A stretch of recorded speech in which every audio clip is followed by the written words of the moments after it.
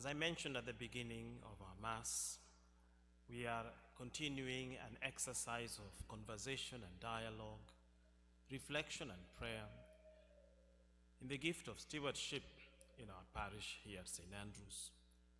And from our readings today, I would like to share two areas. One, the gift of prayer, and second, the exercise of giving ourselves fully to the Lord.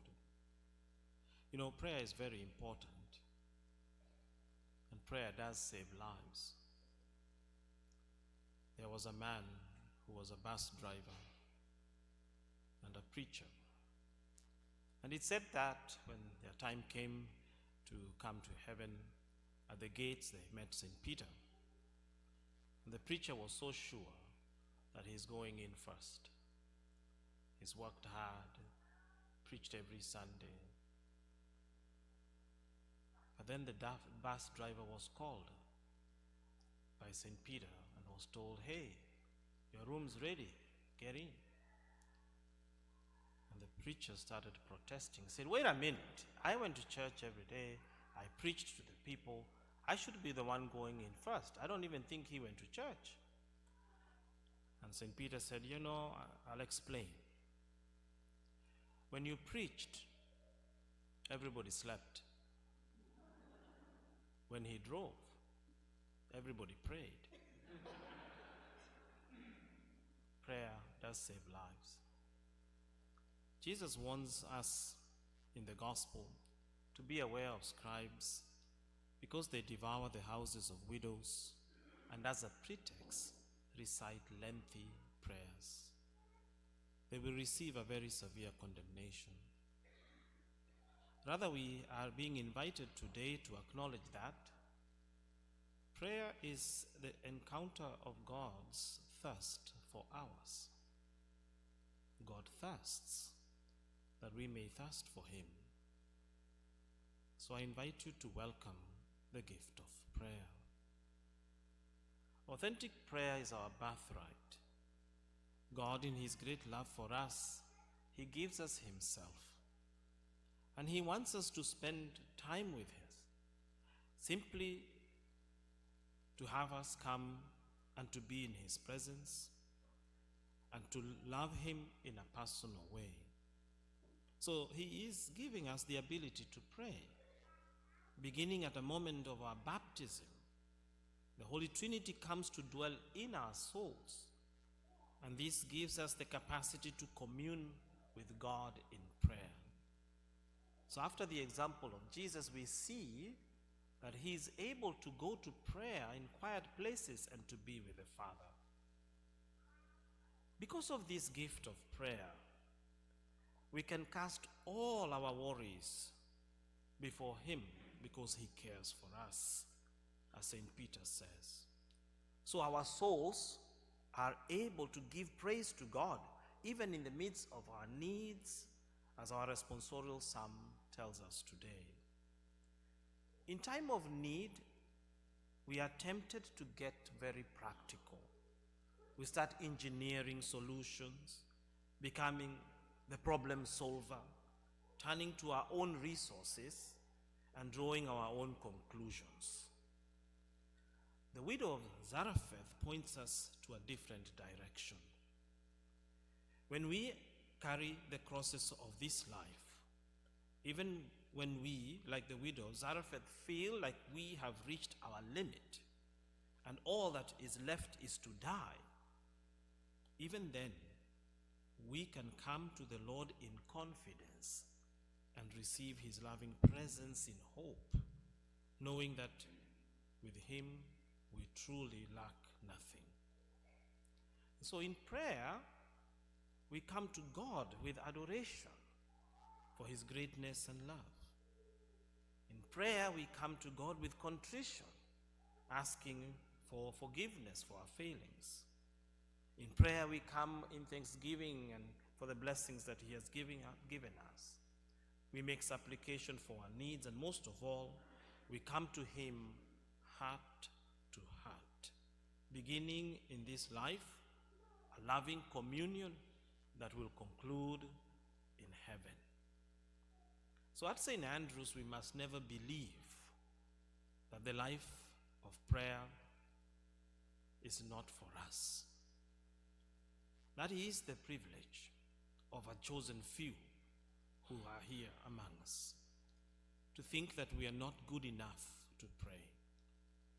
While God may give different capacities for prayer, and God may give each and everyone's different graces in prayer according to his design and his plan, we must accept that the gift of prayer is for each and every one of us. For this reason, prayer must never be the pretext Jesus warns us against in the gospel. Our prayer must be first, and it must be real. Make it number one in your life. God knows our hearts, for it is the heart that prays. If our heart is far from God, the words of prayer are in vain. The widow who offered God first by serving the prophet was rewarded. The widow who gave from all her resources to God first,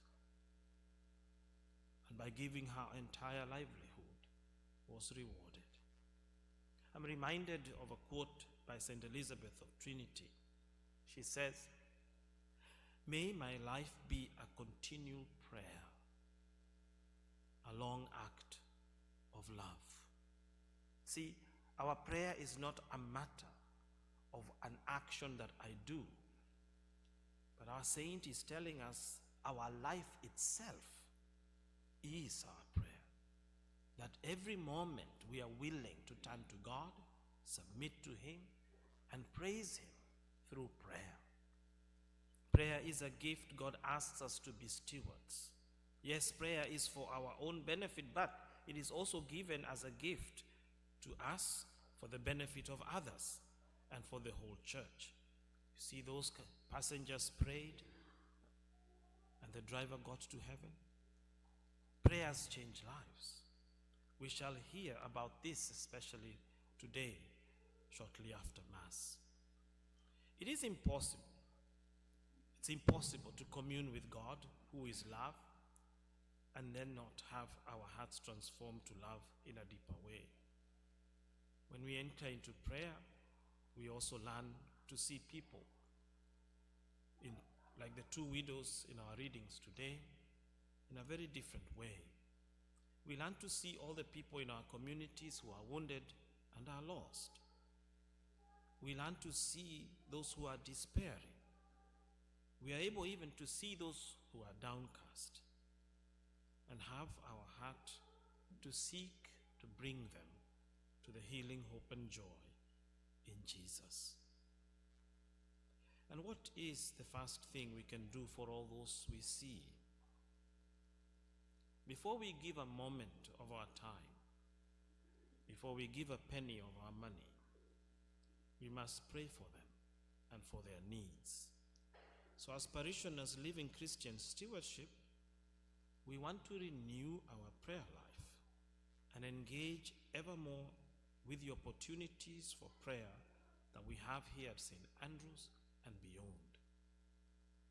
We want to intercede with God for our loved ones who, like the prodigal son, wandered from the love of the Father, seeking a life of dissipation, that they may come to their senses and return to God's waiting love. We want to intercede for those who don't have enough, that their jar of oil will not run out, and they will be fed and cared for. We want to intercede for our world in these times of division and deepening conflict, that God will bring us reconciliation, forgiveness, and peace. We want to intercede for the church and her mission in our community, because it is only when we are rooted in prayer, rooted in the Lord, that all of our good works can bear fruit. Like all the gifts God gives, prayer is a gift given, and God asks us to be stewards. It is not it is not given only for ourselves, but it is given also for others and for the whole church. May we all receive this gift of prayer today, once again. May we be gracious to the gift we've been given and wisely serve our mission to bring Jesus in our community. Let us take our faith forward by joyfully and enthusiastically responding to the opportunities of prayer and living this Christian stewardship. I don't really want to single you out, Adam, but you are receiving the sacrament of confirmation shortly. You will become fully initiated in the church, and you will have the rights and responsibilities of every Catholic.